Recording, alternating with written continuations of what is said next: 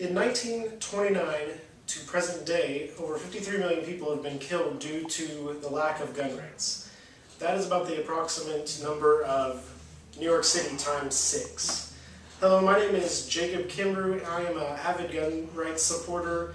I am also an owner of miniguns. I've also been looking at the facts and watching many speeches and discussions over gun rights. The Constitution clearly says, and I'll quote it, "A well-regarded militia being necessary of the security of a free state, the right of the people to keep and bear arms shall not be infringed." This is saying that it is necessary for the citizens of the country, which America is a free state, to have weapons in their presence because they need to be able to protect themselves, not just from foreign enemies, but also domestic enemies. The next part of the Second Amendment I'd like to look at is they shall not be infringed. This is really important because this is something that it seems the government's forgotten. They look at all the school shootings and all the deaths that have happened because of guns, and they say, guns are bad, we need to take guns away.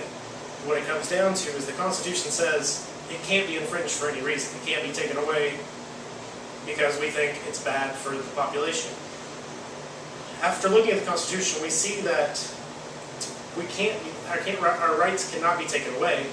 And if we look back at history, we can see what's happened when rights were taken away.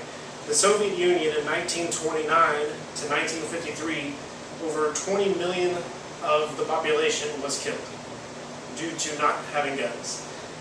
In Germany from 1938 to 1945, 13 million of their citizens were killed.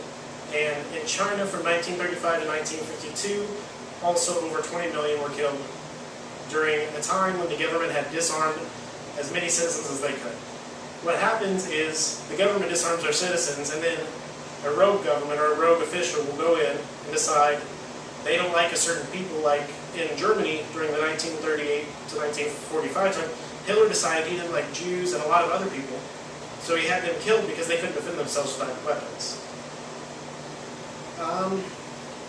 After looking at the shocking facts of what happened in history, we need to ask the question, are guns really a problem, or are the people the problem? Because if you look at a gun is just an inanimate object. It's a tool that's used just like a hammer, a nail, pencils, pens.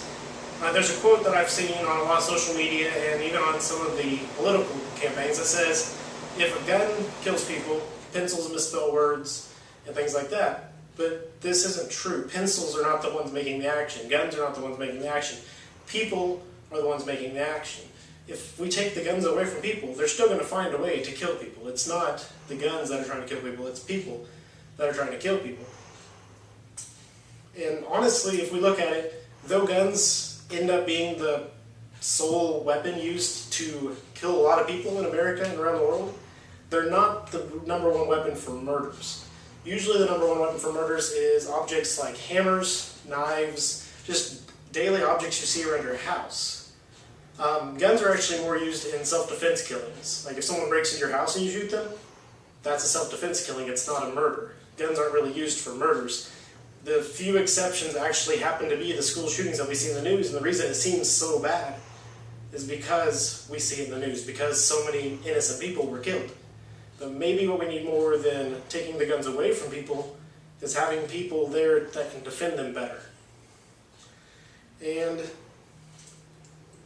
in conclusion, we see that we can't take people's guns away. The Second Amendment clearly states that guns are one of those things that can't be taken away due to our safety and due to our rights. If we give up even one of our rights, we're basically giving the government the right to take away all of our rights. If we give up guns, next comes the right freedom of speech because, well, they took our guns away, so now we can't defend ourselves if they decide to take anything else away. And we see that history has shown that it's a really, really bad idea to take the rights away from the people. Guns aren't the problem. The problem are the people. And we need to deal specifically with the people, help people that are having a harder time, help people that don't understand how to handle a gun correctly, and this should help cut down the deaths caused by guns. It's our right to have weapons, and we should fight for those rights. And if you're not willing to fight for the rights, then you shouldn't have them. Thank you.